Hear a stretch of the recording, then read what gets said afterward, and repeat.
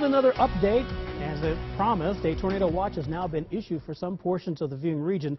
No great surprise as to what area. Still to the north and to the west of Kansas City. Does not include Kansas City, but does include St. Joe. So northeastern Kansas, northwestern Missouri, portions of Nebraska and Iowa.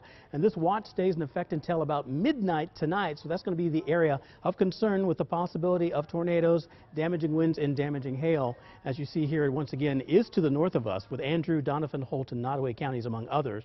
About 139,000 people affected by this watch that will remain in effect until about midnight or so. Here it is on clouds and radar. A couple of showers are trying to take shape south of the I-70 corridor. For the most part, we still see the thicker clouds, and nothing's really happened quite yet, but we are going to continue to monitor the situation. For now, that's the very latest coming in from the First Alert Weather Center.